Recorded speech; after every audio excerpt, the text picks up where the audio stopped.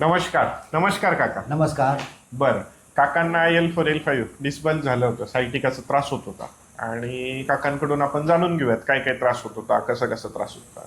तर सर्वप्रथम काका आपलं नाव काय? सुभाष हरिभाऊ साळुंके, बरं, आपल्या गावाचं नाव? राजुरी तालुका राहता. बरं, राजुरी राहता.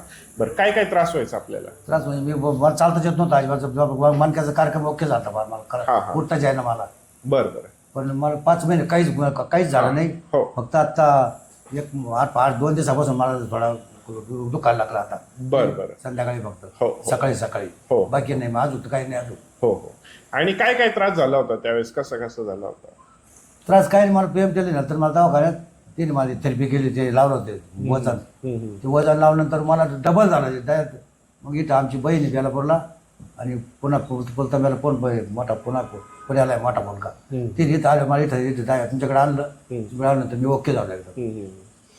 आणि मुंगे बिंगे काही येतात का? नाही, आता काहीच विषय नाही आता. बरं बरं बरं.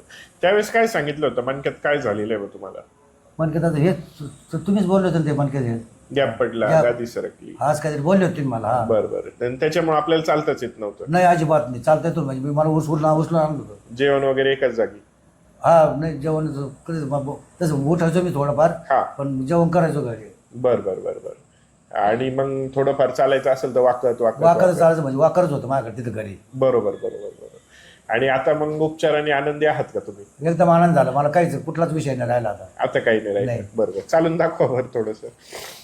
चालायचं काही नाही आता. कुठं जातो मी. हा. फक्त सकाळी थोडा त्रास होतो हा मला. हा हा. आता चालायला एकदम व्यवस्थित झाले? व्यवस्थित, आता काय टेन्शन नाही. परमेश्वर कृपा आहे, आपल्याला बरं वाटतंय. बरं, चांगलं झालं. आणि तुम्ही तिथं बऱ्याचशा पेशंटलाही सांगताय लय मला बरं लय वाटतंय. जण सांगितलं. हो, लय जण सांगितलं मी. हो हो. ते आज 2-3 जण आले ना मला वाटतं. हा हा. मी म्हणलं असे ठिकाण जा होते तर एकदम फटफट काम होतं. बरोबर बरोबर. चल, आपलं चांगली काय गोष्ट आपलं आहे. चांगलं झालं. मग दुसऱ्याला काय सांगायचं कधी आहे ना. बरोबर आहे बरोबर. हो, एकदम बरेचसे लोक व्यवस्थित वाटलं. तर काकांना त्रास होत होता L4 L5चा, डिस्बल झालं होतं आणि त्याच्यामुळे जी शिर दबत होते आणि त्रास होत होता. आपण निसर्गोपचार केले, ॲक्युपंक्चर, ॲक्युप्रेशर, फायर कपिंग या काही थेरपीज केल्या. आणि काका आज 5 महिन्यानंतर अगदी ठणठणीत आहेत, चालतायत, फिरतायत, व्यवस्थित वाटतंय. आज सहज ते भेटायला आले म्हणून मी त्यांना म्हणालो का आम्हाला एक व्हिडिओ द्या. ते लगेच हो म्हणाले आणि त्यांनी व्हिडिओ देण्यास होकार दिला.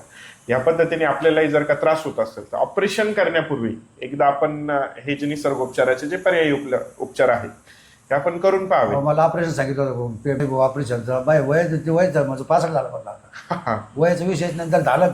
पण मंडळी वाढली आपली, मुलं लांब आहे. बरोबर आहे. कसं काय करणार मी? बरोबर बरोबर. तर ठीक आहे ना. हा, झालं काही तर मग करता का? हा, मग काय करता? आपल्याला मी इथून पोरांनी मला आणलं. बरोबर बरोबर. इकडे आणलं आणि आता परमेश्वर कृपा आहे. परमेश्वर माझी 5 महिने मला काहीच कुठला नाही.